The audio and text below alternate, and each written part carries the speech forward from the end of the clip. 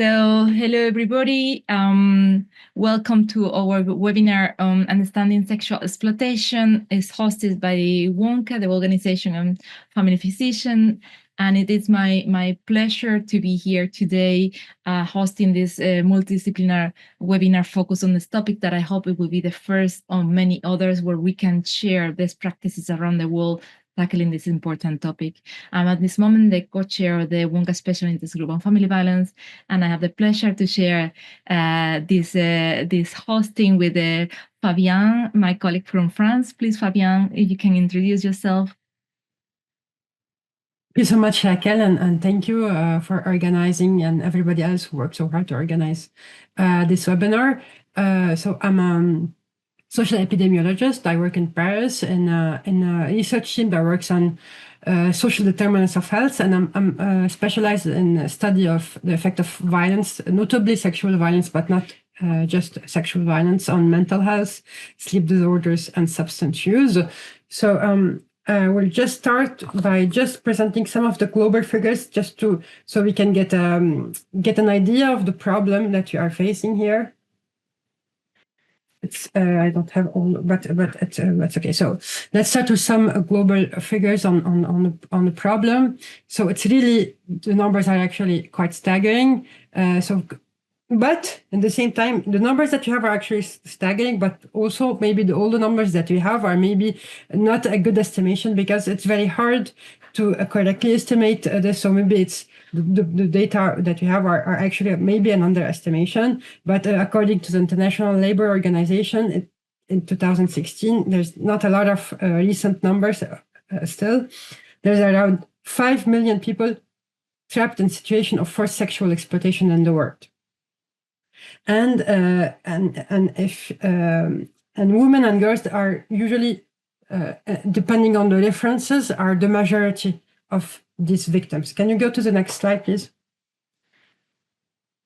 So while women and girls are like around 60%, depending on the study, 60–70% of the victims, we're also seeing actually a concerning trend. There is also an increase in trafficking of boys and men, and notably because of all the crises that are causing the migration waves in the world. So according to the UN, between 2012 and 2014, over 1 in 5 trafficking victims identified were actually men. But again, most of the victims are girls or women. The next slide, please. So what exactly are we talking about when we talk about sexual exploitation?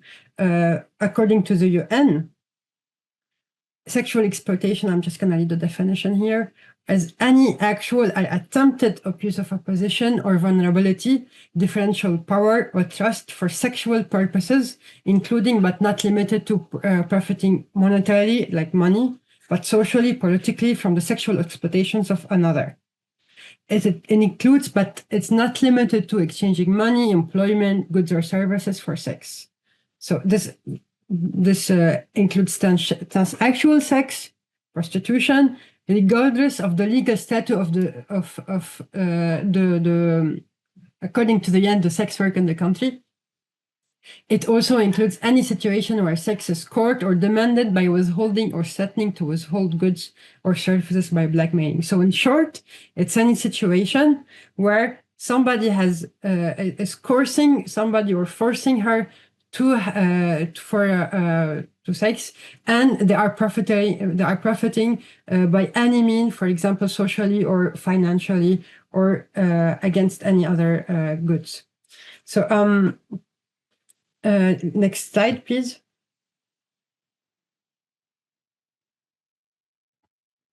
It's also important to highlight not very new, but they are very amplified, recently amplified trends, which is concerning sexual exploitation online. Sexual exploitation is not limited to physical spaces, and we are seeing more and more sexual exploitation online, especially concerning girls, young people in general, but especially concerning girls. So there's a study in Australia that showed that a staggering number of girls and also boys are being exposed, are victim of non-consensual taking, sharing, and exposure to sexual images especially online. So this data, this is the slide, the images from Australia, but there are some figures that estimate that up to 300 million children are exposed to online sexual exploitation. So it's really a huge problem. And as we will see in today's webinar, it has much effect on mental health and on sometimes also physical health. So without further ado, I'm gonna pass the microphone for the next speaker. So in this first round, we're gonna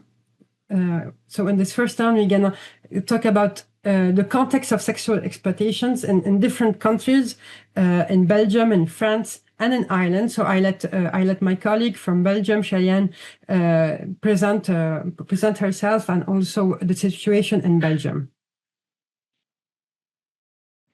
Yes, so I'm a public health researcher, but I'm also part of a grassroots NGO that support prostituted person in Belgium. Before talking about Belgium, I would like to show you some figures about Europe in terms of human trafficking. So in Europe, there are different legal systems, but also figures on the situation for sexual exploitation. Most of the information come from sexual exploitation in the form of prostitution, being at street prostitution or massage parlor, clubs, brothels, or online. The average age of entry in prostitution is 14 years old.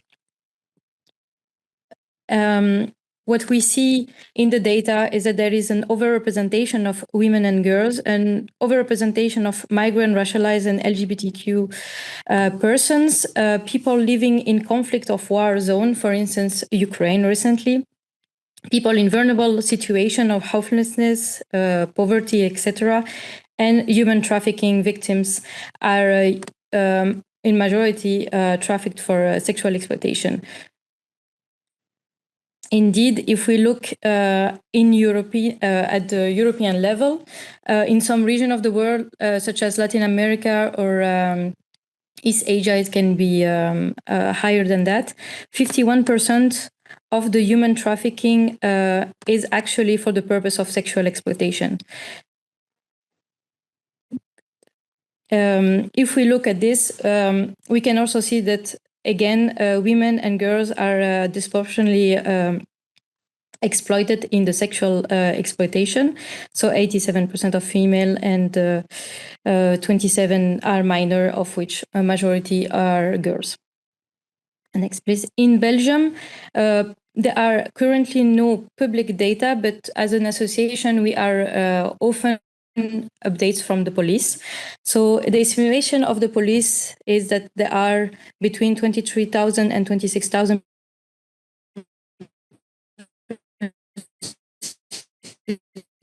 person in Belgium.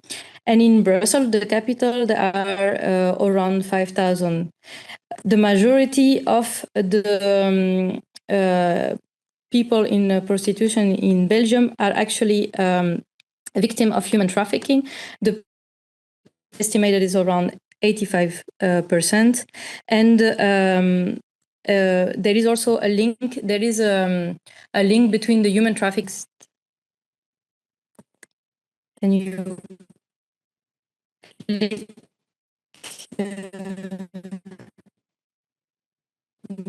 thanks.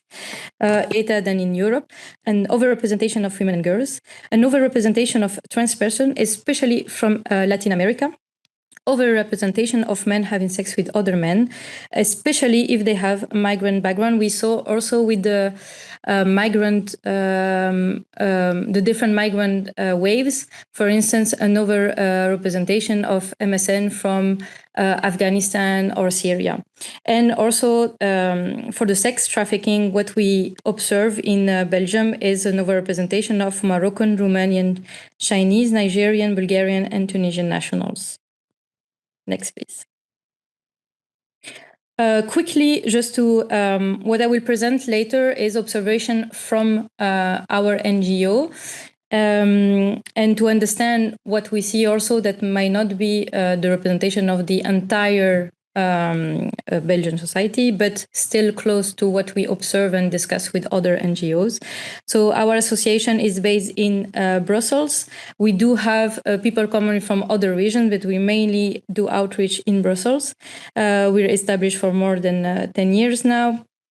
And the association is providing support to people who are in prostitution or had prior experience of prostitution.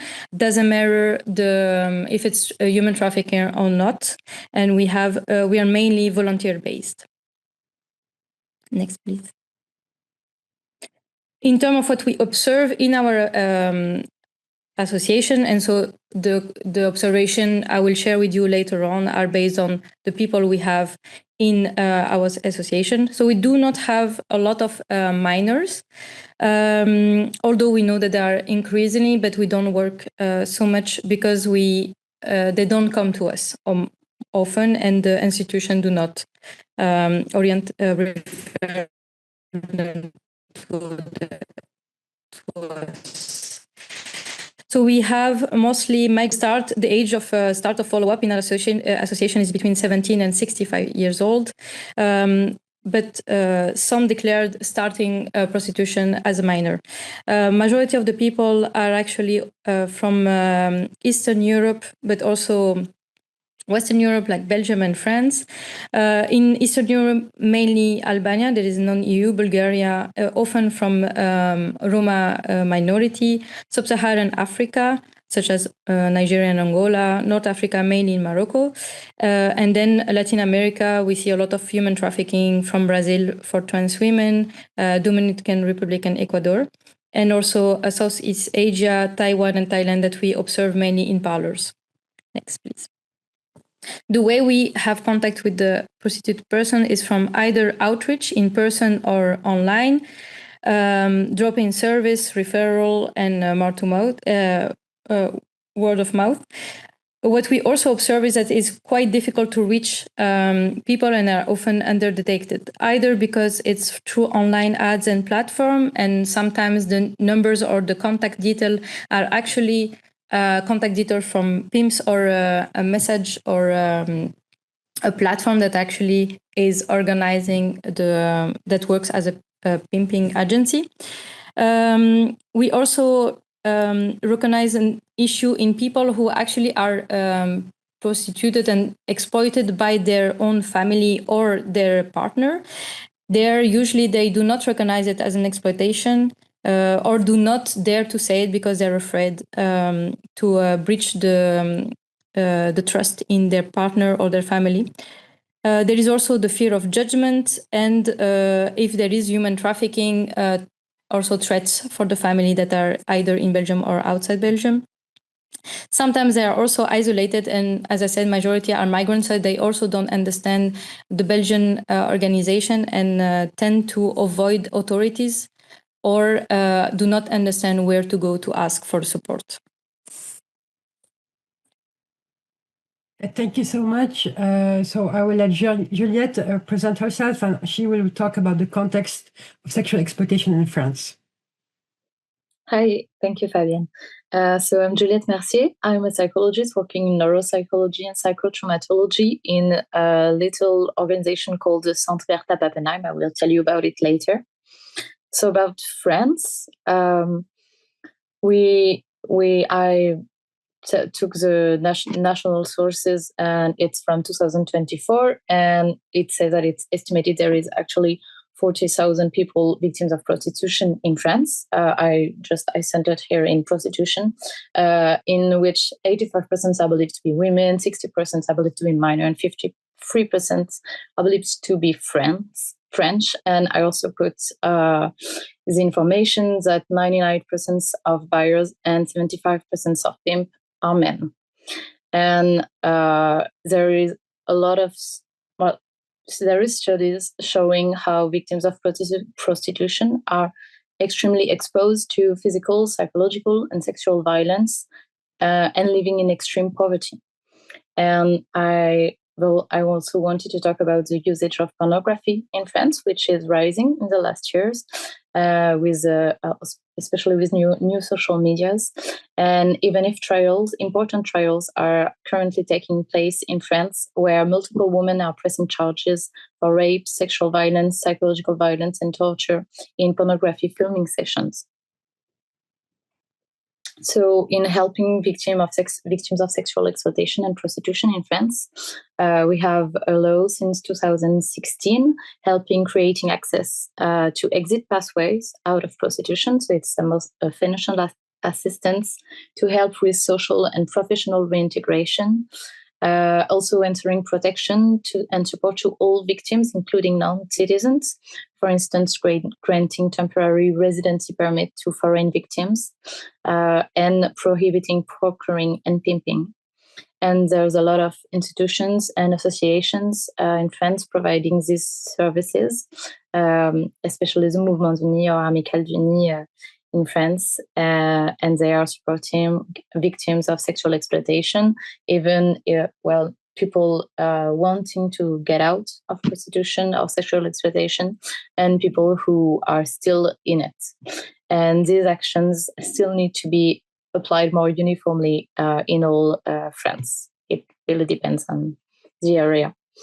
So the organization I work with, Centre Bertha Pappenheim, it's mostly free individual therapeutic support in psychotraumatology for women who are victims of male violence, and group support for organizations, sharing of resources and formations.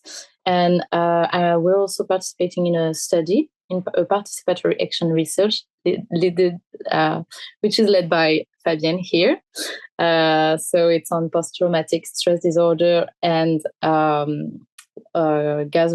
exploring the health needs and difficulty to the access of healthcare to people who were or still are in prostitution. So that's how I went working with the Mouvement Uni, and that's how I ended up here talking to you about this.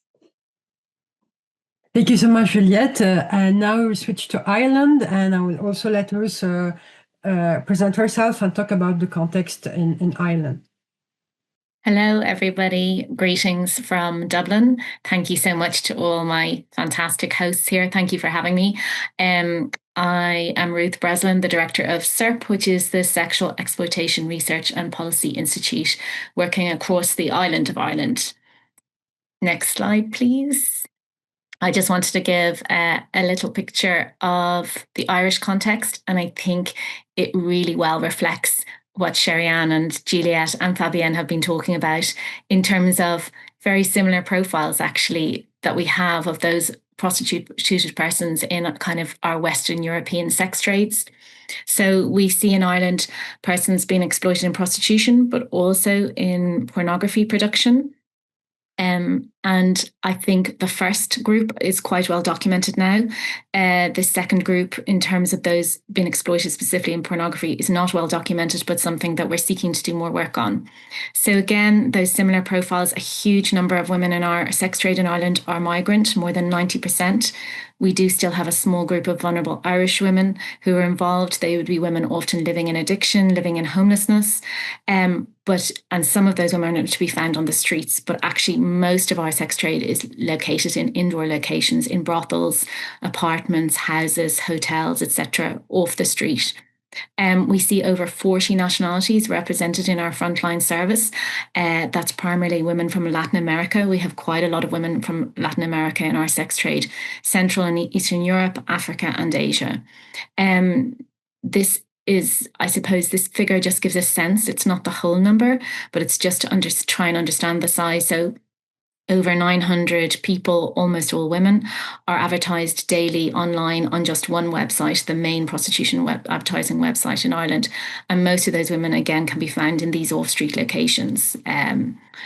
The women tend to be quite young. About a third of them are advertised as being between the ages of 18 and 25. Our research on women who were in the process of exiting, which explored women's backgrounds, found that nearly 1/5 had come into prostitution before the age of 18. We see with many of the women, especially when they first arrive in Ireland, that they have limited to no English. which makes their experience in the sex trade very challenging because they're having to negotiate with sex buyers, negotiate with those who may be controlling them. And it's just very difficult to do that when you have limited language. We see quite a significant proportion of women have an insecure immigration status. So they're on some kind of very short-term visa to be in Ireland, or they are essentially undocumented, which also creates a huge amount of challenges for them. The trade is, we're a small country, but the trade is extremely mobile. Women are constantly on the move. And we see that this is very much, the trade is organized like this. And it's organized like this, I suppose, to cater for the needs of sex buyers. So what sex buyers say, and we've done some analysis of the narratives of sex buyers, what they say is that they're always looking for new girls, for fresh faces. And the organisers of the trade know this, so they're constantly moving women around from location to location. So I've met and interviewed quite a number of women who have no fixed abode, no one address where they live in Ireland. They live and sleep wherever they see sex buyers, and they live out of a suitcase. And I've interviewed women who literally had their suitcase with them. It's known colloquially in the trade as being on tour, but it is very much to kind of cater for this demand from sex buyers for these new girls. And as you can imagine, that leads to the women often being very socially isolated. They never put down roots. They never get to know who's really friend or foe. They don't always get to know who can support them or where the support services are because they're constantly on the move. Thank you. Next slide. I'm not going to delve too deeply into the legislation, but just to mention the context. So we have a whole host of legislation that addresses human trafficking in all its forms, with sexual exploitation obviously within that. Our legislation is very aligned with the Palermo Protocol, and our newest legislation only came online last year, and it's very much around actually support for victims of trafficking. And then similar to France, we have a kind of Nordic or equality model style legislation in relation to prostitution. Ours is probably not as comprehensive as France's. That's a model that we often look to, but it is contained in our Sexual Offences Act 2017. And essentially what that act did was to criminalise those who sell sex, criminalise those who buy it, because the fact that they are driving the demand for prostitution of very vulnerable persons. And it also increased the penalties for those who are pimping, organising, profiting from the prostitution of another person. Thank you. Next slide. This is a profile we've been able to develop over the last, I suppose, 7-8 years that we have been exploring the sex trade in Ireland. And I don't know if you'll feel that it's relevant to your own country, but certainly it's, the kind of trends that we've been seeing when we have really explored and kind of delved deep into what's going on in the sex trade in Ireland. So we've determined this kind of curve that suggests, the different categories that women fall into. So I suppose what we find in Ireland is that about 10 to 15% of women in the sex trade fall into that category of having been trafficked. They kind of fit that classic definition of a clear level of coercion or deception. A very clear trafficker is at play and has played a role in them being in the sex trade. So that's about 10 to 15%. And then on the kind of choice side, we would meet women who would say, this is something I chose to do. I had a range of choices before me, but this was the one I chose. Those women would describe being quite independent in the trade. They would describe earning their own money and keeping it, and some of them would describe themselves as sex workers, and that's probably about 5% or so, maybe 5 to 10% of our trade. And then right in the middle, we have what we call this very vulnerable majority, women who don't necessarily fit that classic definition of trafficking, but they've come to prostitution out of a range of very limited choices or really no choice at all, usually because there is some kind of coercion perhaps in the background. It might be a partner, a boyfriend, or because they're fleeing poverty. So many of these women, that's what it's about, fleeing poverty and wanting to feed themselves and feed their family and educate their children and all of those kind of things. And they are very vulnerable and very exposed, along with the trafficked women, very exposed to violence within the trade. We also see women move between these categories. We see women who start off as trafficked. Maybe they get away from their original trafficker, but for a whole host of reasons, they stay in prostitution and they're still in that vulnerable category. We see women who started off in the choice category, but after an assault or something very serious that's happened to them in the trade, they move into the more vulnerable category. So I think in the debates we hear a lot from those kind of 5 to 10% that, you know, talk about having chosen this, you know, chosen the set of circumstances for themselves. But what we very much try to do in our work is we're trying to elevate the voices of that quieter, more silenced majority, which is the vulnerable and the trafficked women. Thank you. I think that gives a picture, of where we are in Ireland. Thank you, Fabienne. Thank you so much. And like all the presentation highlighted that sexual exploitation is rooted in social inequalities. It's mostly vulnerable persons. It's mostly vulnerable girls and women who are victim of sexual exploitation. And what we're gonna see in round 2 is that social inequalities are the root of the sexual exploitation, but also sexual exploitation will amplify the social gradients, the social inequalities in health. So now we're going to see the impact of sexual exploitation on victims, and we're going to start with Shelly-Ann, who will present the data from her expertise. Thank you. So here is a summary of what we observe at the NGO. If we looked first at the health-related observation, first of all, majority of the people are in really poor physical and mental health. They have a high morbidity rate, and most often, partly due to their migrant status, they lack or have delayed access to healthcare services. There is also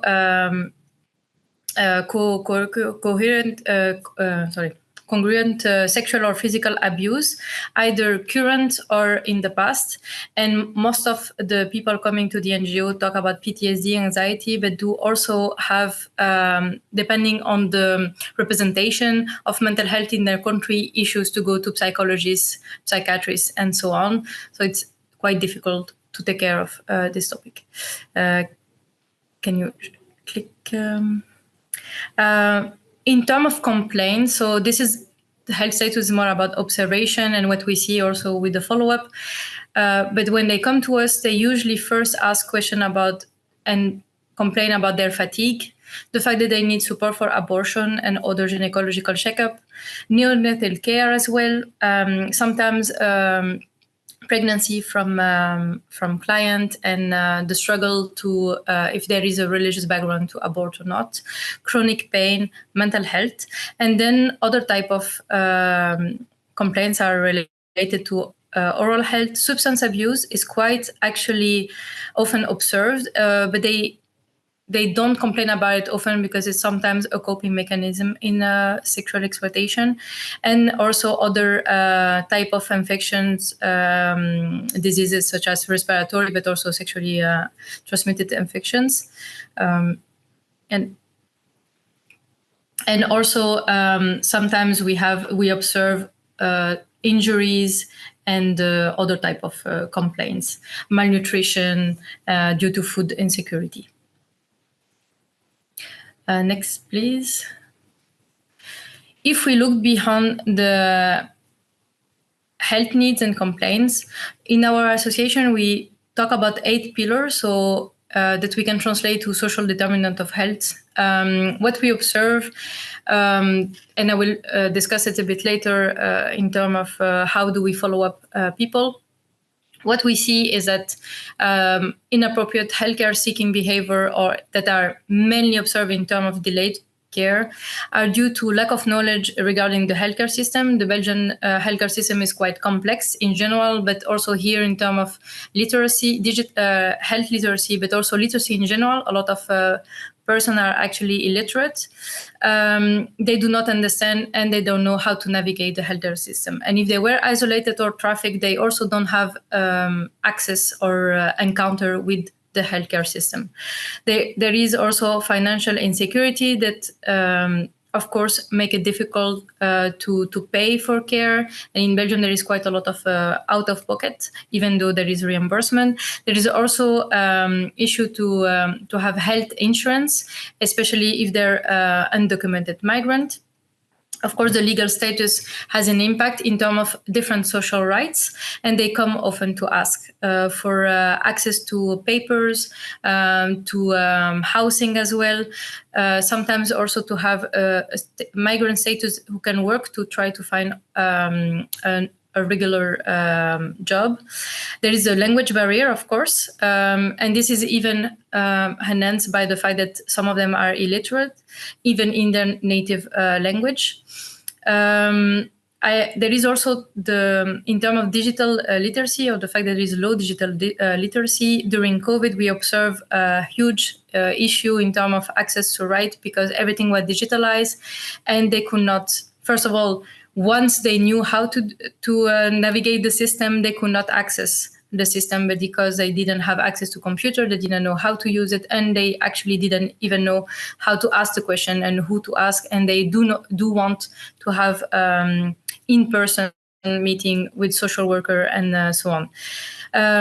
Other issues that have also impact in health, but beyond that, is abusive relationship. A lot of people have abusive intimate partner relationship, but also in family and toxic environment violence within the family, especially when the family is actually involved in the exploitation, but not only.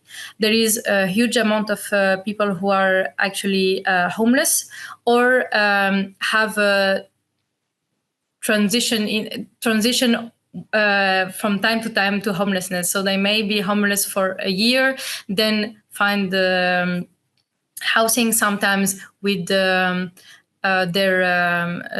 pimps or other people who try to exploit them as well, and then come back to homelessness. And sometimes they do have also children, and the issue there is also to try to have a secure environment for their children.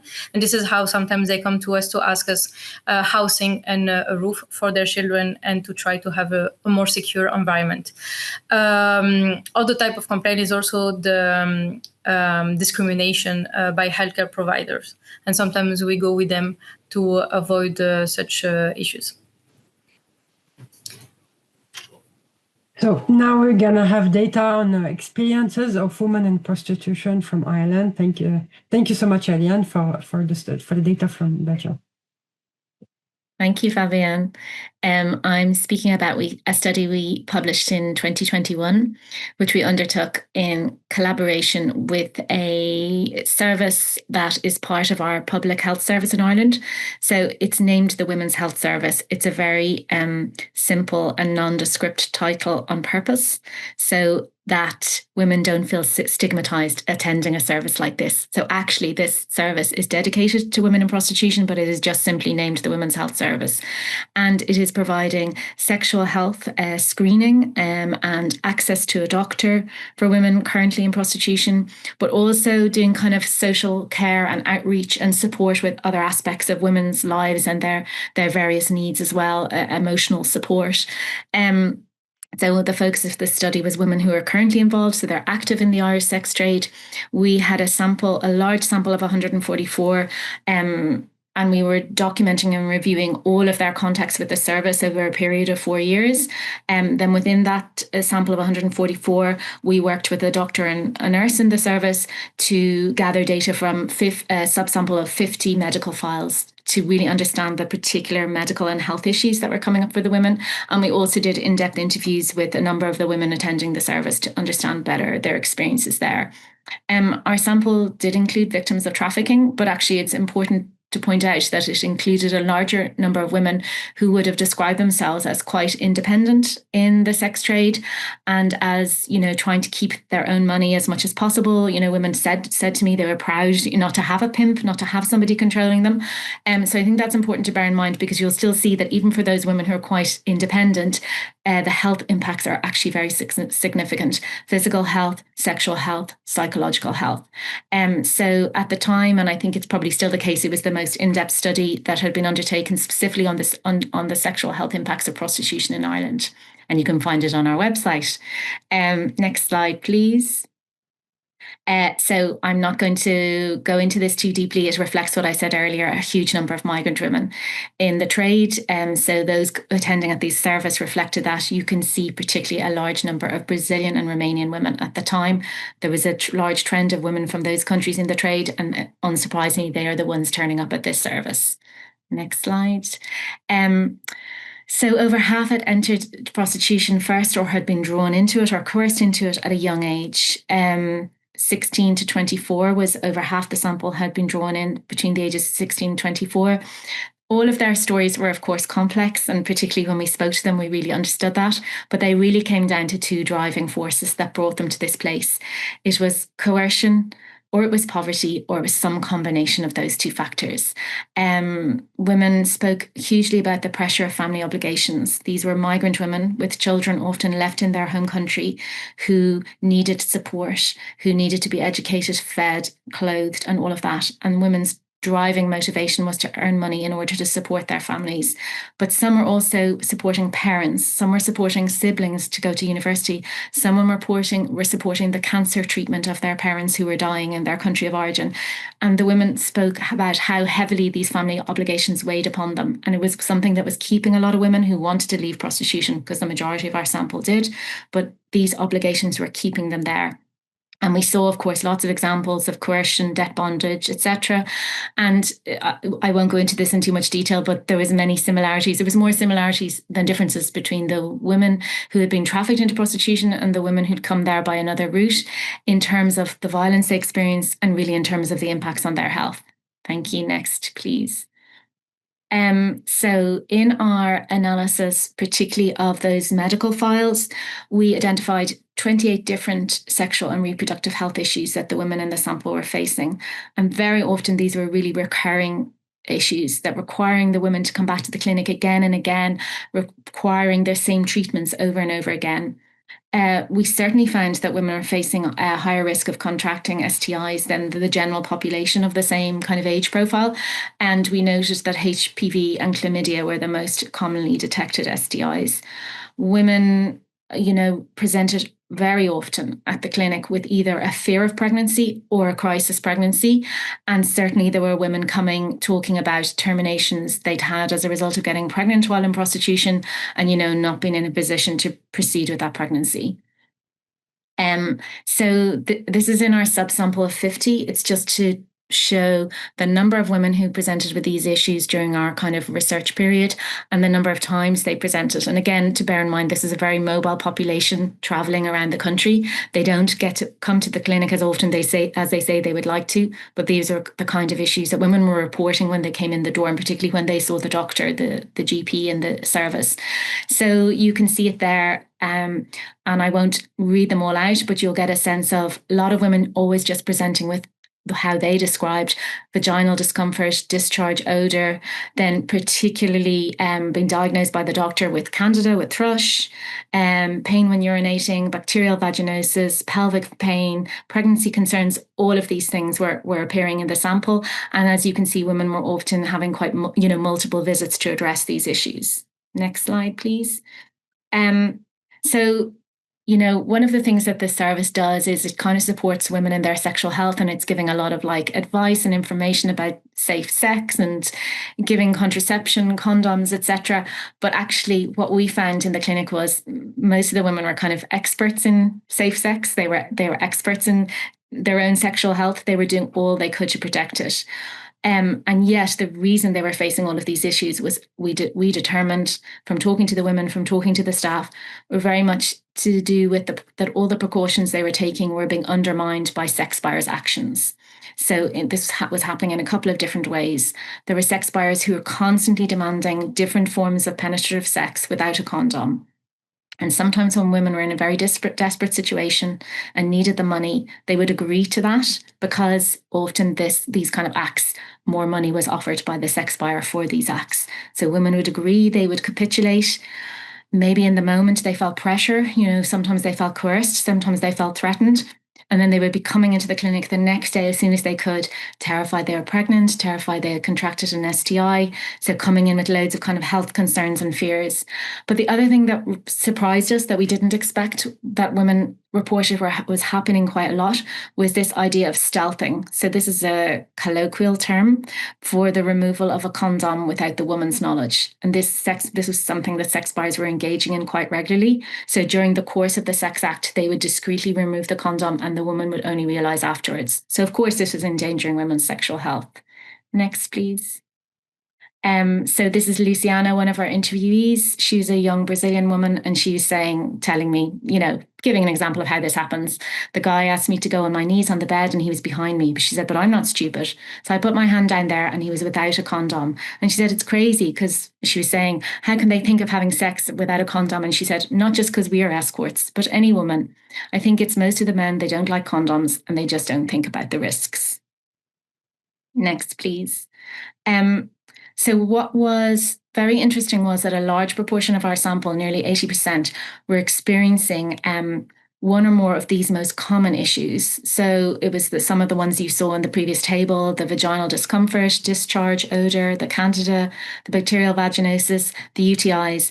This was being experienced by a very large proportion of the sample, and almost all were attending on multiple occasions, repeatedly reporting these issues.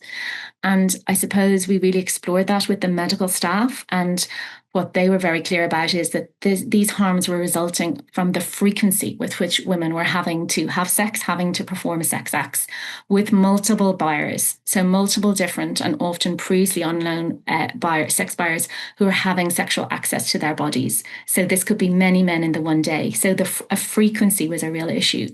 But also what was determined, and the women themselves talked about this in interview, is the women say the sex they're having in prostitution is not sex that they want to have. They are not there to have sex because they want to have loads of sex with multiple unknown men. They are there for the money that they desperately need. And that's what the sex buyers dangle in front of them and offer them this money. And so they are acquiescing to these various different types of sex acts and penetrative acts in order to get that money that they desperately need. So the sex is unwanted. The women are very clear about that. It's unwanted and it's undesired. And therefore, their bodies aren't always ready to engage with it.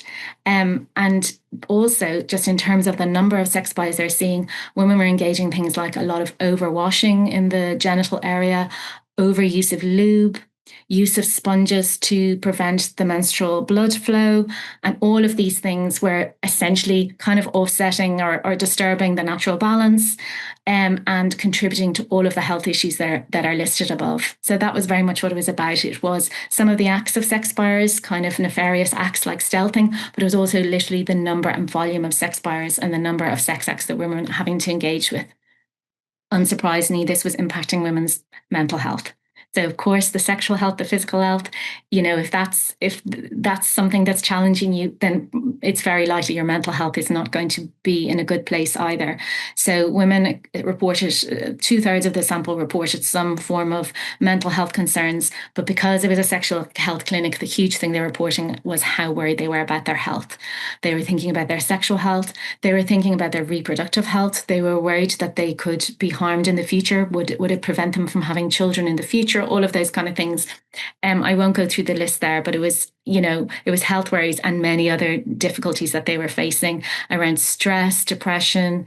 A certain amount were reporting problematic drug and alcohol use, but like I think Sherry-Ann mentioned, they weren't reporting it as often to the health service as they were actually engaging in drug and alcohol use.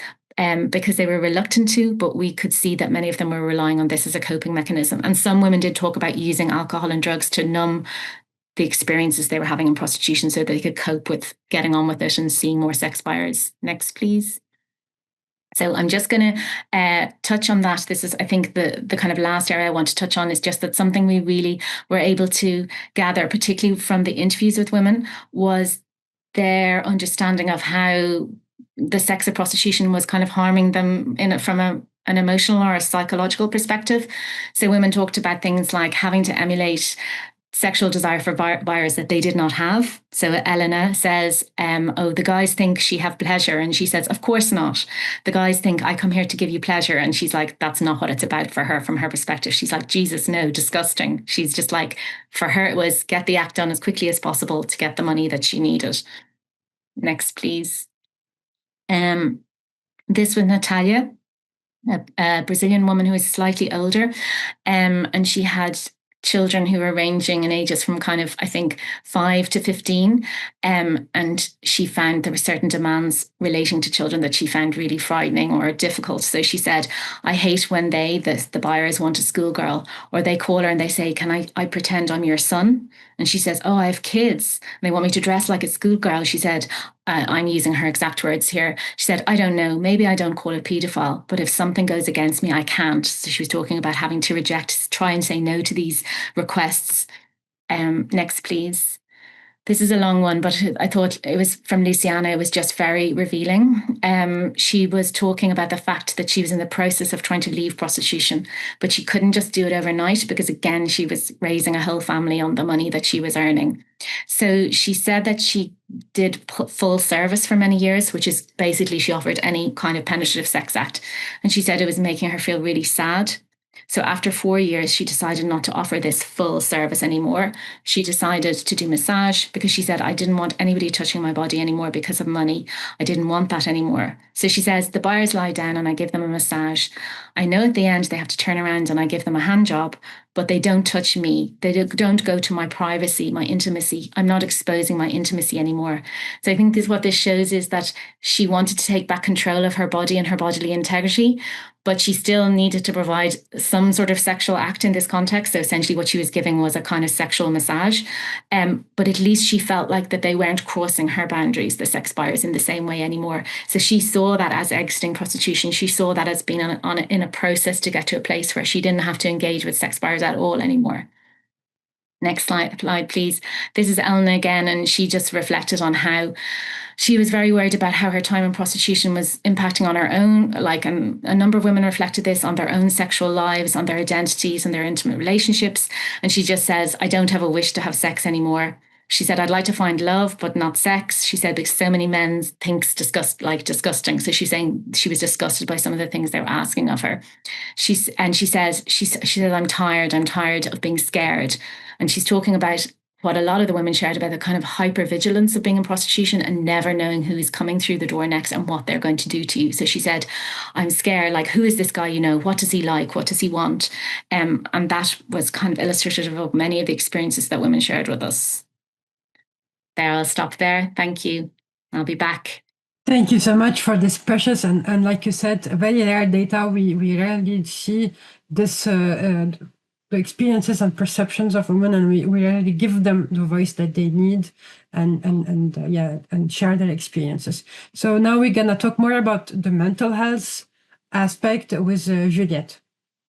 Yeah, and I'm gonna focus on post-traumatic stress disorder, which I know you all know. I want to give you again the definition. So the events that are likely to cause psychological trauma, PTSD, are those that threaten physical integrity or psychological integrity. And the horror of the situation and the powerlessness resulting will cause a state of overwhelming stress, representing a life-threatening risk, which will lead to trauma, or to the symptoms of trauma that we know. And intentional violence, violence caused by other human beings, including sexual violence, especially the violence with resulting powerlessness, suddenness, unpredictability, inexplicability, the violence that are extremely monstrous, particularly unjust, they will represent a higher risk of developing PTSD in comparison to, car accidents or something. Faced with the impossibility of fleeing or defending herself against an attack, the woman's body will enter, or the person's body will enter a state of paralysis, which we call sidération in France. And if this energy to flee or to fight cannot be released, then it will lead to long-term neurological and physiological dysfunction, which are the trauma symptoms, which we're going to talk about. And this peri-traumatic dissociation, when the body just cannot flee or fight and have to shut down everything to just survive, it's an automatic and highly effective response, and we cannot control it, and we need it. But it results in fragments of traumatic memory, which will cause different symptoms. So those mechanisms, the psychotrauma mechanism, are the root of dissociation, ongoing dissociation, post-traumatic dissociation, leading to emotional numbness, and with disturbances in consciousness, feelings of unreality, of being a spectator, depersonalization, absences, and temporal-spatial disturbances. It will also lead to this traumatic memory, which is called by a psychiatrist, Marielle Sarnona.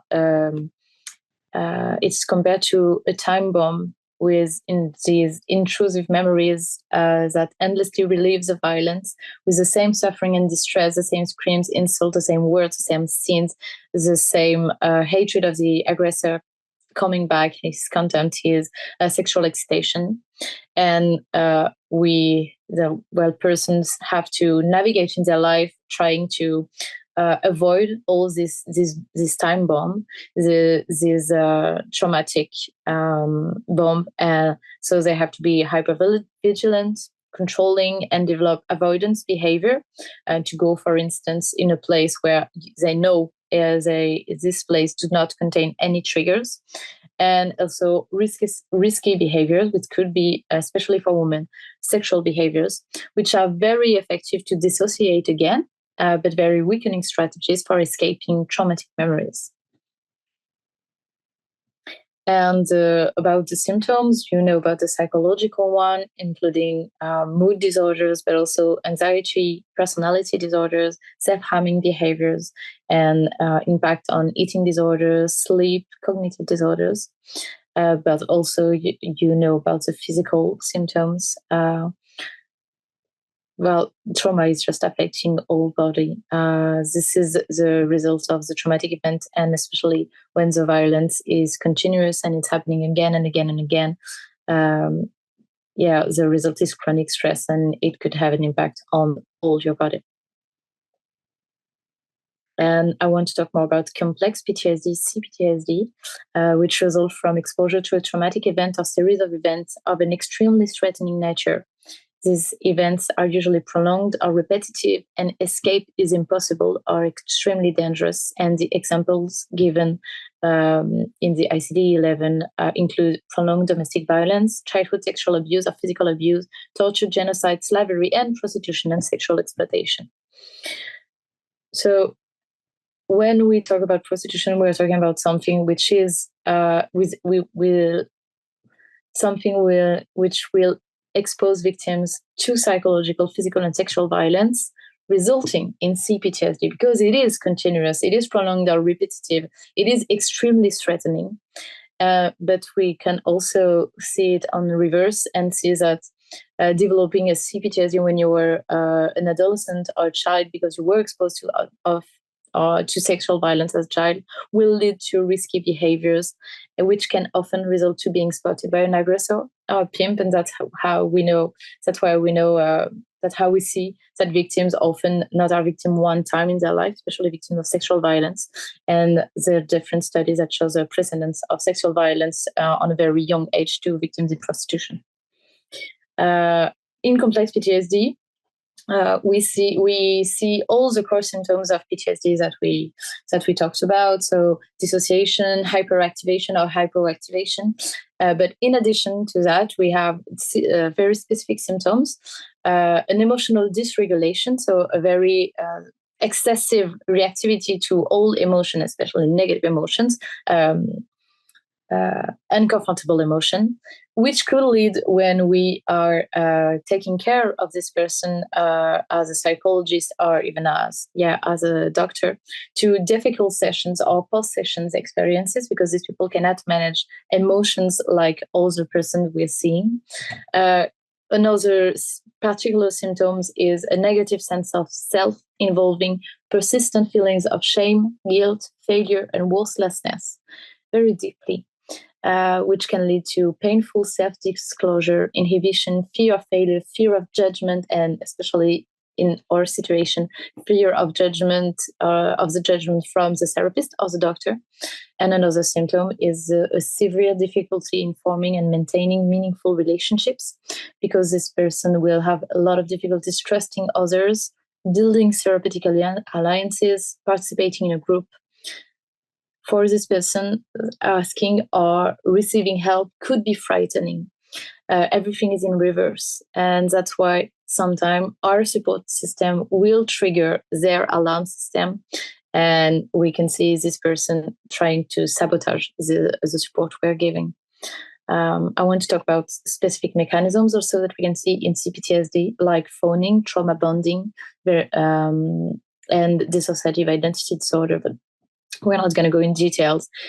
You can see with all this how it could be very difficult to help victims of sexual exploitation or prostitution as healthcare professionals, because it is extremely hard to make them trust us, but trust us with a right amount, and not incredibly, enormously, and super quickly trust us because they're phoning. Thank you so much for all this information. So now we know that these are the victims of sexual exploitation have lots of mental and physical health problems. They have problems with access to care, and they are more vulnerable than the general population. So what is implemented, what can be implemented to better support these persons? So we'll start with Ruth for some recommendations from participants. Thank you, Fabienne. I just have one slide here. What we found amongst the women in our sample was that only a tiny number were actually registered with a general practitioner in Ireland. So 8%, which meant that this particular health service dedicated to them is the only healthcare service they're accessing during their time in Ireland. So I think it just goes to show how crucial it was. And also I think how crucial it was that this service was dedicated to them, because then they knew that they didn't have to come in the door every time and announce that they were in prostitution, that was already a given. So they could come in, it was kind of in a discrete location. They didn't have to start with that kind of label, every single time. So it's very clear this is an essential need for this service, is that it needs to be a dedicated service, a specialist one with staffed by social care workers and health professionals who really understand the women's experiences. And in fact, in our study, we recommended really that this service needs to be extended. It's very Dublin focused, in one city. It needs to have, a wider network across the country. I think what was really interesting in reflecting particularly particularly, I suppose, the way the nursing staff in particular had developed the service, both doctors but especially the nurses over the years, and kind of the management, was that they began the service with a sort of harm minimization approach, that this was giving sexual health advice, handing out condoms, addressing any STIs, and kind of patching up the harms that women had experienced, and then sending them back out into prostitution. And after probably fairly short amount of time, I think the staff felt that this was not enough, that harm minimization is essential, but it is doing women a disservice to simply minimize their harm and then send them back out into the place where they're experiencing all of this harm. So I'm not denigrating harm minimization, but it's very clear from the perspective of the staff, but also from what the women are telling us about their experiences of violence and abuse and rape, that just trying to only minimize that harm is not enough. So one of the things that I suppose is really interesting in our sample was that over 70%, 71% told the staff unprompted that they wanted to get out of prostitution. They wanted to exit. It was not the place that they wanted to be. They had a future plan to get out and build a different life for themselves. So on top of, I suppose, doing harm minimization, the staff were really building more of an exiting ethos. So this ethos and this approach that actually we should talk to women about their futures, about their plans, about what else they want to do, what are their hopes and fears for the future. So it developed this more holistic, I think, exiting ethos, where it was talking to women about their wider lives, and again, about their futures and the possibility of a life outside prostitution, because nearly all the women wanted a life outside prostitution. So that's where the kind of mental health and well-being supports come in. It's really important, of course, just as Juliette has shown us, that they are trauma-informed, but it was important that the service was more than just a sexual health testing place, that it evolved to offer more, and also to just give women the message that we don't think that this is necessarily the safest place for you. We don't think this is the best place for you to be for the rest of your lives. We want to explore other options for you. So that's where we kind of came in with this idea of the importance of those holistic supports that the service, was really trying to build and extend to help women as thinking about their lives beyond prostitution, and even helping them put them on the right path for kind of recovering from the trauma they've experienced and rebuilding new lives for themselves after the sex trade. Thank you.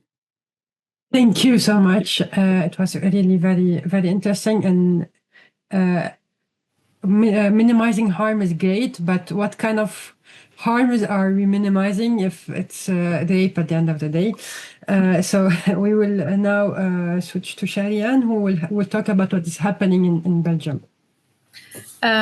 So yes, for instance, in our, and I think it's a good transition about the holistic approach. In our association, we, from the start, we said that we need to, since the majority of victims of prostitution and exploitation were actually migrant and usually in poverty, etc., we actually developed what we call 8 pillars, but it's also a way to make it easy to explain to the people and to ask questions about it.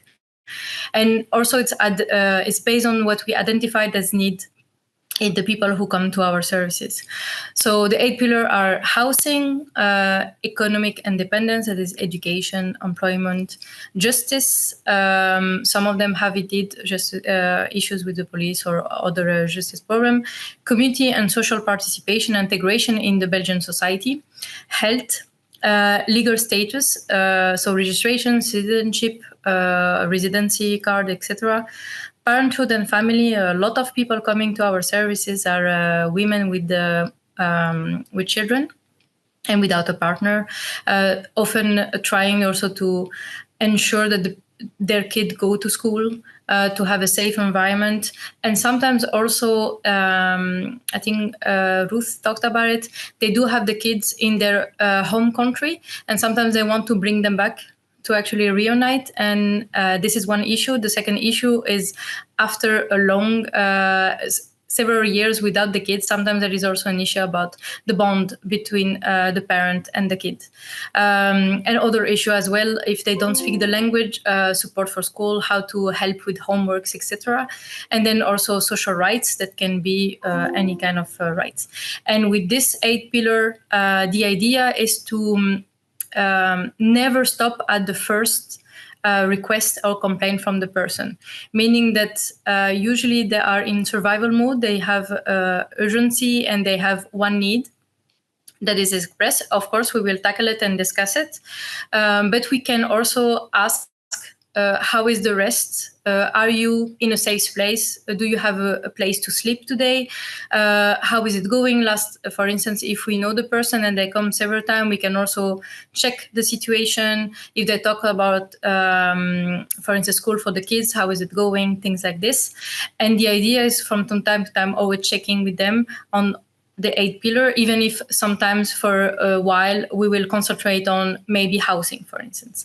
The other important thing is to always go about what they need and the way they want to tackle it. So usually if we talk about one pillar, for instance, housing, we will explain what exists in Belgium, what they could have right to, etc. But we will also let them the choice.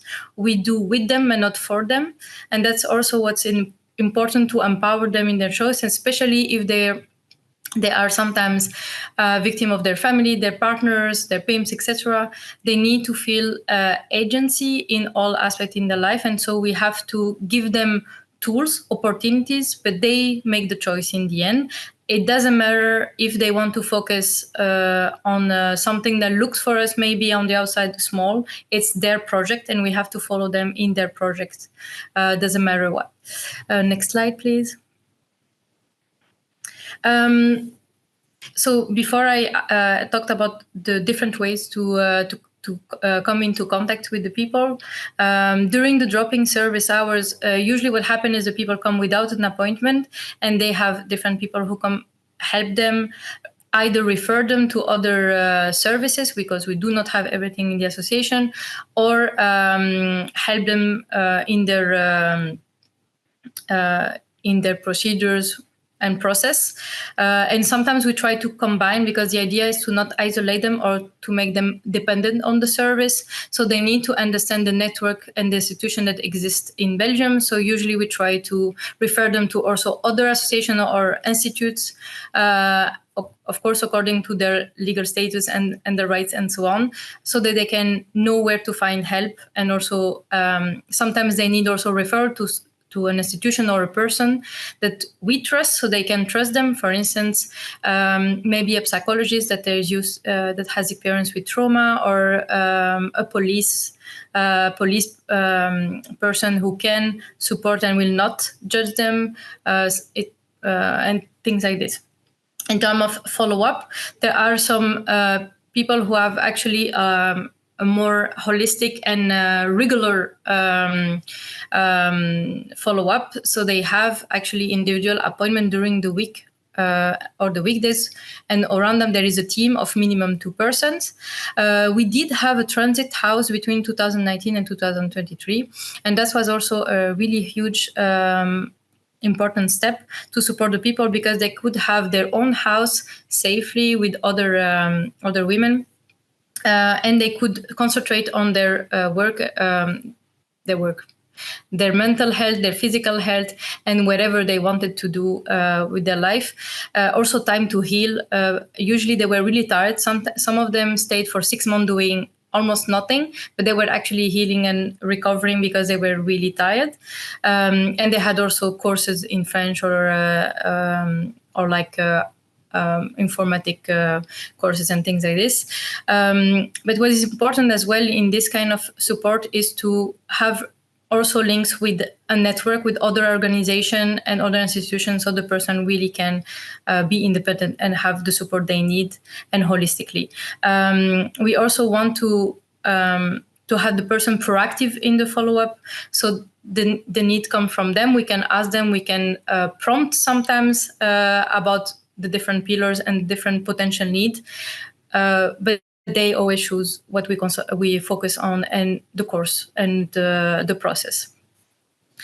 In terms of addressing challenges, I took healthcare, health access as an example. One thing that is important in the context of Belgium, and I think in other countries will be the same, is of course being national or EU. This will actually give access in a different way to different rights. So for instance, if you're of course Belgian or EU national, you will have access, or you can have access to medical insurance. Sometimes there are some specific for people with low income. And you can request also an increased intervention in the healthcare system. For non-EU national, this is difficult because it depends on the country of origin. It depends their current legal status, if they're undocumented or not. And for undocumented persons in Belgium, we do have the option to ask for urgent medical card, but this is actually have to be renewed. So people with chronic disease may have issues in terms of follow-up, but also the center providing these cards may also delay the access. In parallel, of course, we always have to investigate, as I said, the other issue, and also those complaints can be barriers to access to care, because if they don't have housing, sometimes the housing issue is so big that they forget about their urgent and important health issue, because they suddenly find themselves as homeless, or suddenly they have an issue in the house, or their kids don't have where to sleep. And again, of course, the collaboration and trying to explore also what the person already used as strategy, because sometimes most of the people actually, even before encountering the association, have their own strategy, do have already a lot of resources. So sometimes from it, we try to understand what they did and either reinforce what they already do and increase the network they have, or we try to see what's going on. For instance, if there is behind the toxic people who try to take advantage of them, to try to explain what's going on.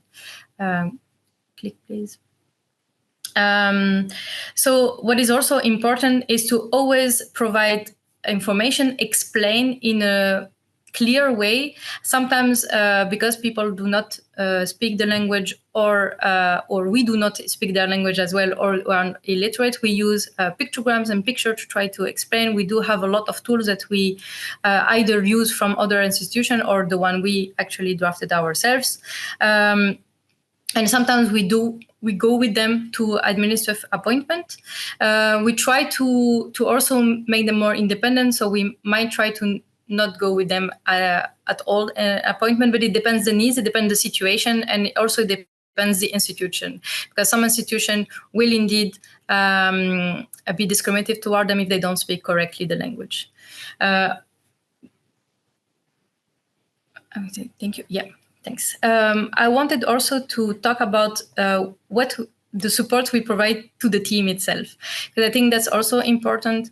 Of course, the people who support victims of sexual violence, they need to have, or violence in general, of course, they need to be well trained in active listening, for instance. Also to be not judgmental toward the people. It doesn't matter what why they come, what they say, and their situation. There is no perfect victim of sexual exploitation. They come from different backgrounds, from different worlds, they lived different things, and we are not there to judge or try to have a debate with them. The idea is to be there to support them in their endeavor and whatever they want to do in their life, and response to their need.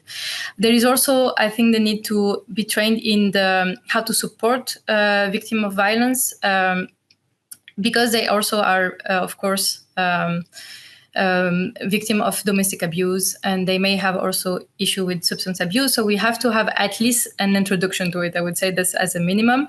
And then something important is the prevention and the management of vicarious stress through supervision, intervention, or mental support.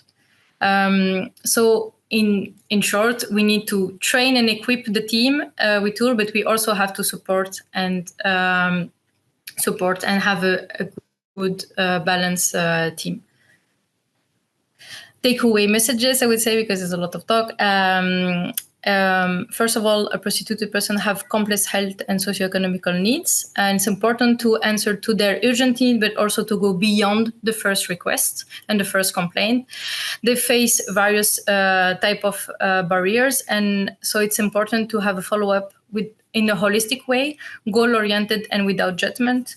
It's important to take into account also social determinant of health, and this has to be investigated with them to try to understand better the situation. They may sometimes lie or withhold some information or omit some part because they fear judgment, but they also fear for their security and so on.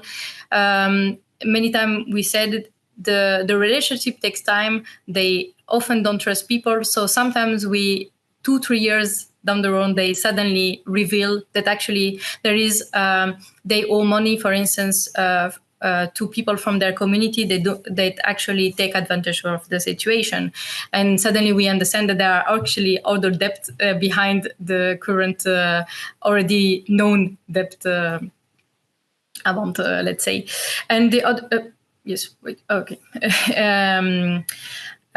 Just to come back to this, there is a need of a strong network and referral system to civil society, social workers, healthcare professionals, psychologists, lawyers, and so on. Sometimes it's difficult when you have to create your own network, but it's important to be able to answer all the need of the people in a holistic way, and again, support healthcare professional in general that support victims of sexual violence, sexual exploitation.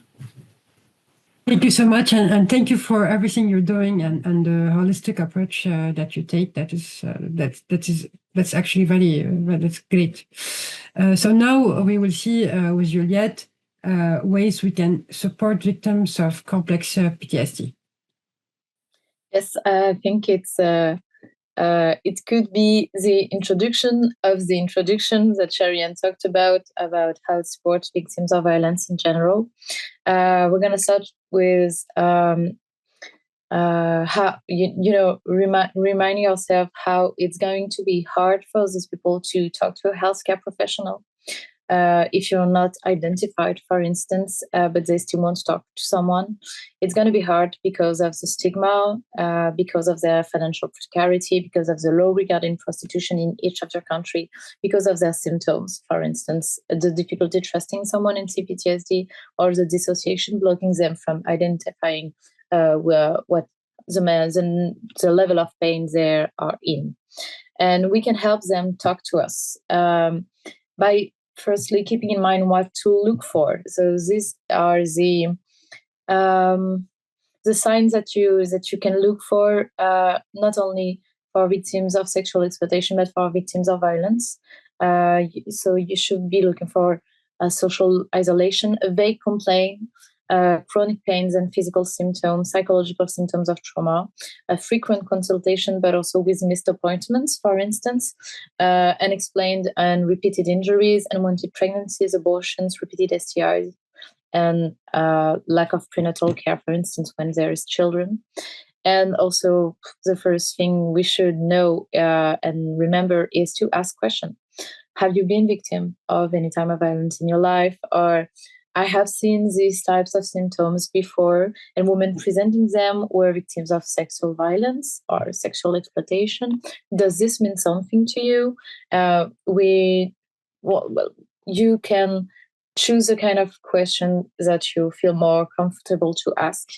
And when the person will talk to you a bit about what she's been through or what she is still living, we can always keep in mind to identify the aggressors or the PIM strategy, because often it's the same strategy. We have to look if the person is being isolated by someone else. So this really also applied if you want to know if the woman coming to talk to you is victim of violence in her couple. So the strategy of the aggressor is isolation. He will then belittle his victim. He will reverse the blame, excuse his violence, and accuse the victim of being responsible for it. He will terrorizes her and ensures his impunity. And this also goes for the strategy and all these arguments that victims of sexual exploitation will say, because sometimes they truly believe it, and sometimes they are forced to believe it and to also say it out loud, because it is exactly what a pimp would say. And when you're a victim, you like the words of your aggressor, it's the truth. You cannot go against it. So this is what we will try to do. We will try to, once this strategy is identified, we will try to go against it. So when we hear that the victim will say how she is the only one experiencing this, for instance, we will surround her. So this is on the next slide. We will surround her. We will help her build connections. This is what Sharian said. We will tell how we can be present, we can be attentive, reliable. We will not let ourselves be manipulated by the abuser's words coming out of her mouth. We will identify the attacks within the support frameworks with the attacks again, what we are offering her, and we will understand these are traumatic symptoms. He will belittle her, we will value her, he will reverse the blame, we will hold him accountable, he will terrorize her, we will help make her feel safe, with physical safety as an emergency, but this is exactly what Sharian says. And he will try to ensure his impunity, and we will always text the victim side. The Mouvement Unis that I talked about before in France, the biggest association working with victims of prostitution, will have as a motto, with victims of prostitution against the prostitution system. So we know who we are standing for. And this, we can also identify all the action going against the victims of sexual exploitation in the next slide, by identifying the coercive control. So you may have seen this wheel before. It was created to show all the different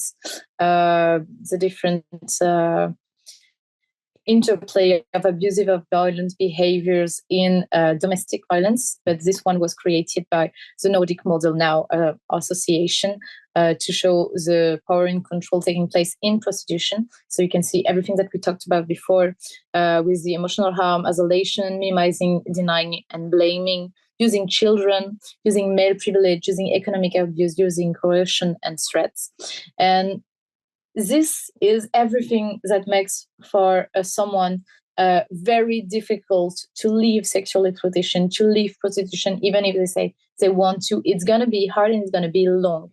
I don't know if this is coherent with what you've seen, and Ruth and Sharian in your organizations, but it is often going to be long, and we will have to be patient and to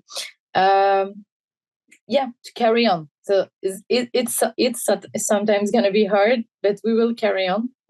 Next slide, please. With victims of sexual exploitation, and I'm here using advices from a psychologist, Pascal Brion. We will adopt with them a highly empathetic and supportive attitude. We cannot remain neutral with victims. I know it's less the case for doctors, physicians, but it is the case for psychologists, because we're still trained to be extremely neutral in every situation. But this cannot be the case in victimology. This cannot be the case when we are with victims, because they cannot deal with neutral. Neutral is against them. We have to show them every minute that we are on their side, and to adopt a non-judgmental attitude. And it is sometimes going to be hard, because it is neurologically logic and socially logic to blame victims, to attempt to maintain our own belief in just words, and to attempt to make ourselves feel better, feel like we are safe, when in fact it's not always the case. So it is normal. You shouldn't blame yourself by if you feel like you have an inside tendency to blame victims. But it's important to never let this show. I agree with Sharian. We have to have an active but also flexible framework to have a plan, but also to go with what the person is saying is her priority. And we also need to adopt a relaxed attitude. I'm not saying that we have to be smiling when someone is describing a traumatic event or what this person is going through in sexual exploitation. But we also have to reassure the person that we can bear it, we can hear it. Otherwise, she's not only living the violence, but also she feels like nobody can listen. That what she is living is so horrible, so horrid, that nobody can even listen to it, and it's going to create more isolation. So sometimes it is hard to hear what someone is living, what the descriptions of violence, and that's why supervision is incredibly important. But we have to not let them see how hard it can be for us. We will highlight this person's strengths. We will identify avoidance behaviors and give this person as much control as possible. That could lead to something that we do not often do as healthcare professional, which is to explain everything we're doing, explain our reasoning, our own questions, our goals, explain, okay, I'm saying this to you because I'm thinking this. You have to sometimes act with this person as if they do not have any social clues.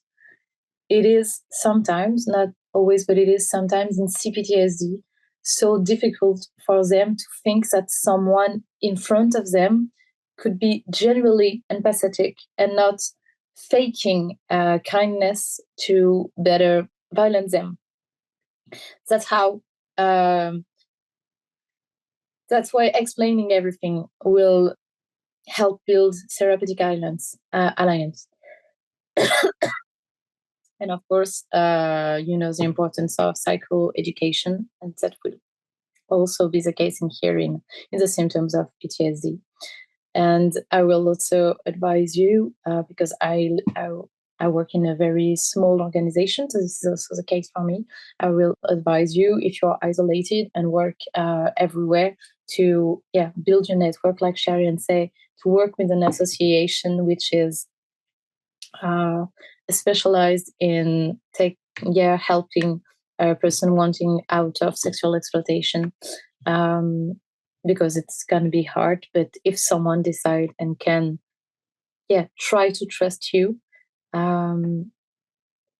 it's so rare. So if you detect and try to and if you detect and help the person talk about what she is living, and you can become a pillar of trust, helping this person then join another association specialized in helping victims of sexual exploitation, but still be here for every question. This would be amazing. That's it for me. Thank you. Someone in the chat said that you are doing an absolutely admirable job, all three of you, and I couldn't agree more. So I'll pass the microphone to Raquel now. Thank you so much for your wonderful presentation. It has been a pleasure to have you here present with us today. Thank you, Ruth, Juliette, Cherian, and Fabienne, for sharing your experience from the field. I totally agree with you that we need a strong network. We need training, otherwise we cannot provide the support needed. Carmen was also mentioning in the chat, it's very important to have a clear question, what can we do? It's very essential to be clear about, we are frontline professional, but we need to be coordinated.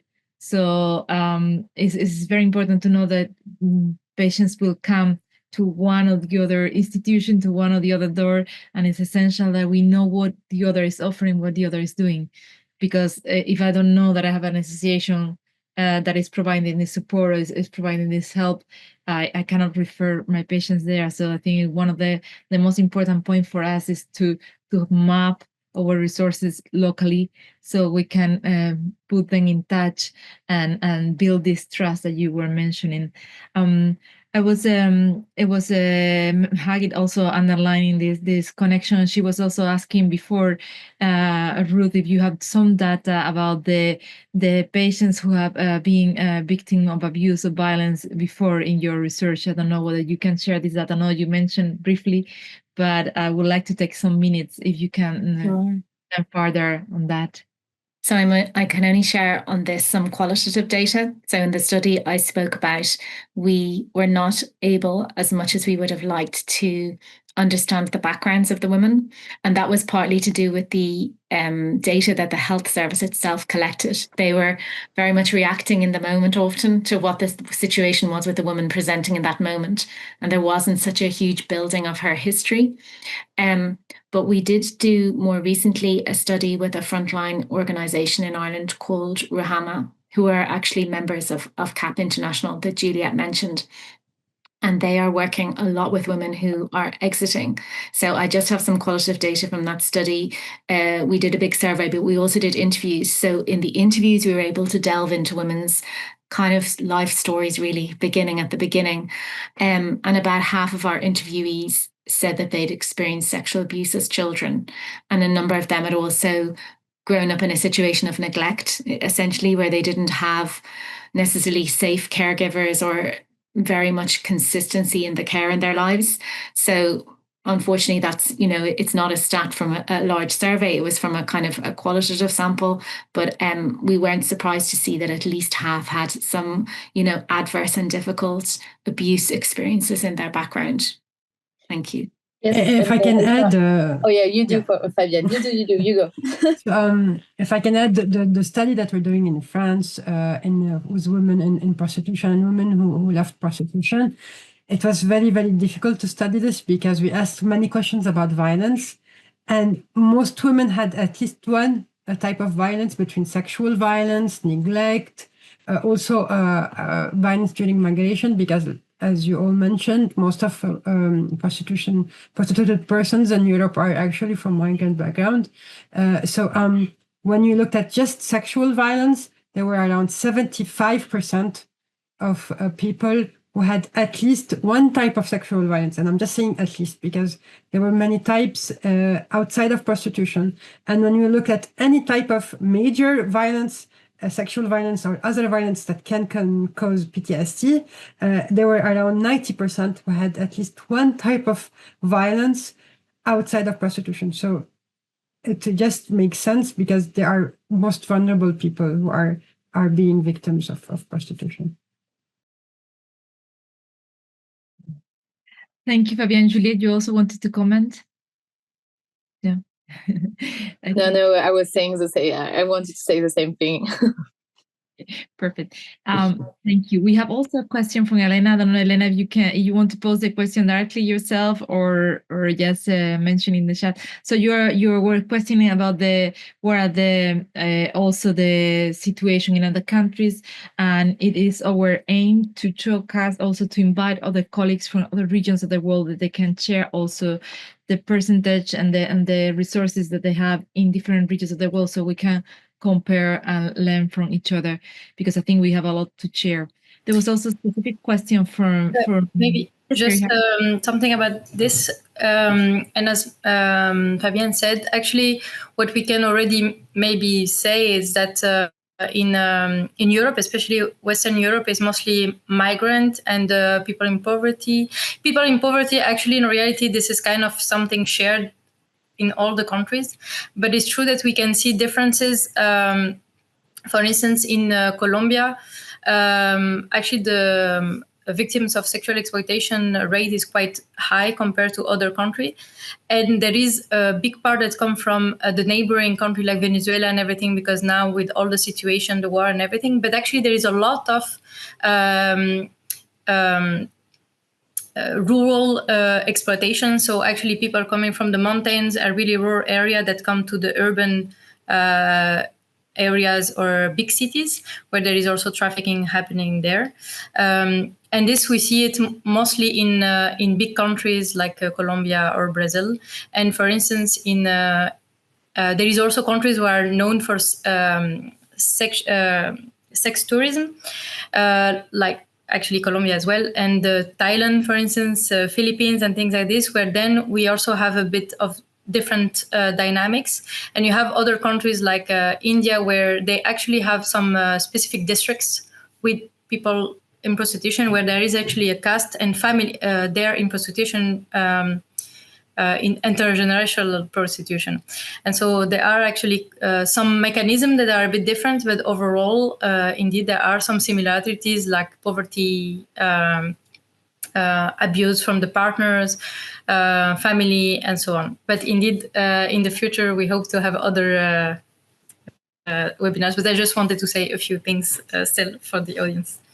Thank you, Sharihan. I think that was also mentioned, the importance of the social determinants of health, where also like the famous Tudor-Hart law, that we pay more attention to those who need it the less. So we make the inverse care, and how important it is that we dedicate our resources and our time to those who are the most needed. And so be conscious about it, like Patrick was mentioning also in the chat. We need to keep our eyes open and our ears and listen empathically, like was mentioning Juliette. Thank you so much for your guide on how to approach the situation. Here you have a QR code for providing feedback about other topics that you wanted to also that we address. So feel free to share the questionnaire or even to contact us directly. We are, as I mentioned at the beginning, this webinar is hosted by WONCA. WONCA is the World Organization of Family Doctors around the world. We have a representation in more than 111 countries around the world, more than 500,000 family doctors around the world, and especially our group, who is the Special Interest Group on Family Violence, is used to work in a multidisciplinary framework. So we collaborate with other disciplines, and we are very aware of the importance of of strengthening our network. Because as Fabian was saying, in this case specifically that we are tackling today, the numbers are incredible. She mentioned numbers from 2016. More than 4.8 million people are in situations or were in situation of forced sexual exploitation at that time, and especially women and girls represent more than 60% of victims globally. These numbers are always frightening. And one important point also that she mentioned, online sexual exploitation, more 1 in 8 children around the globe are in this situation. And I think this is something that we have to be very aware also with the increased use of internet and the population. There was also a last question here from Paloma that was directly mentioning the slide of Ruder about the choice, the people who engage by choices. She was considering, she would like to know also about the situation in other countries where what is the point where women are not recognized, not treated as victims, and how this is addressed and considered in the countries. I don't know, you have any comment about it if you want to? Maybe I can give the example of Belgium, because this is also the case. Well, first of all, there are different ways of tackling the issue, because as we said, the majority of the information and work is around prostitution, but in pornography there are less information, and you have also in exploitation of children is even more complicated to have data. So it's true that the laws are not always at the same level and don't have the same type of support. In Belgium, for instance, there is no specific support for exiting prostitution, and there is no unconditional support by law for women in or people in sexual exploitation. The only law and support system that exists in Belgium is the human trafficking, because of course this is also something in the regulation in Europe. We do work with several associations that are mandated by the country to actually give the status to victims of human trafficking. However, countries implement this in different ways. And for instance, in Belgium, there is a lot of burden of proof on the victim.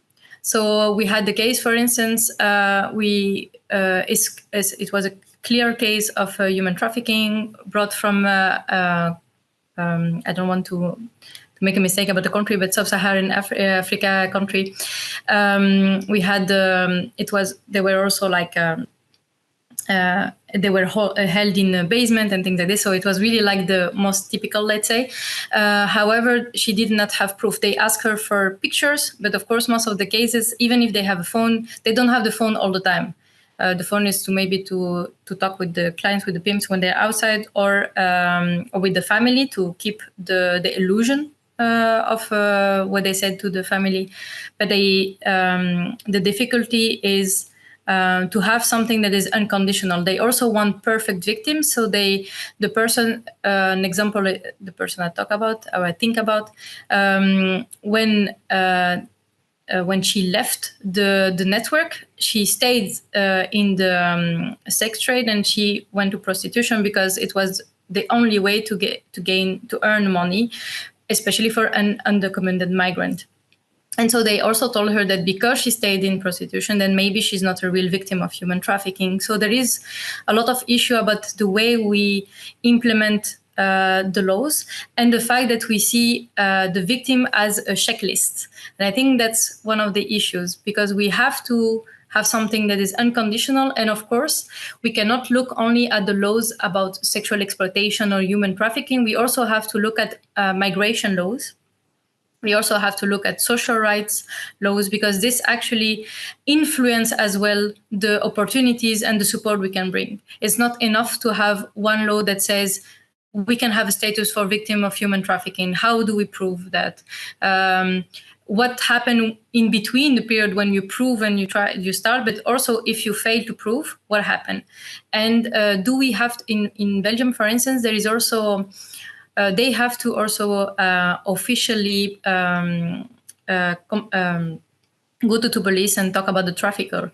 Sometimes they don't have the information about the trafficker, but this is also a threat for themselves and the family. So sometimes you have to exit them from the country and so on. It's quite complicated. So countries do not have a comprehensive and holistic support. It's quite difficult to support the people, I would say. And just, I will make it short, but there is also an issue about the interest of the police or the government about different type of human trafficking, for instance, or other type of exploitation. But I take human trafficking because I think it's a bit a case that we think it's easy because there are laws, but actually it's not that easy when you don't have a good framework for it. Because there is a under-resourced police and under training or so on, they may look at big cases, like for instance, Nigeria network, but they don't look at networks coming from Bulgaria, for instance, because usually what happens, because it's within Europe, they come by small pieces of people, and like one car, maybe 6 people, but every month there is like a new people from the same villages and things like this. And this doesn't look like a big network, but they're all connected. Usually there is one person maybe with a few women, and then there is really like a turnover, but for them it's not a huge, big enough network, so they may not have enough resources, so they looked at something that is transnational, and this is also an issue. So countries do not have support, have a lot of issue to be able to actually provide the holistic support to the victim of sexual exploitation. Yeah, thank you so much, Shorihan. I think it's very important to acknowledge also what we can do, what we can offer, and the importance to have the legal framework that support us and to have the coordination of care that has been mentioned already.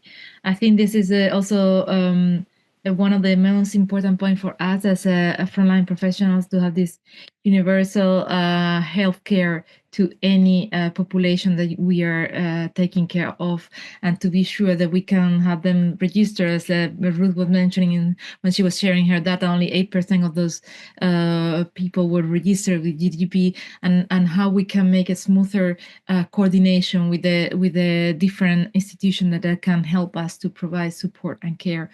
I think this session has been very enriching, and I think it will be also fantastic to have these resources recorded, and we can share afterwards with our colleagues in the YouTube channel.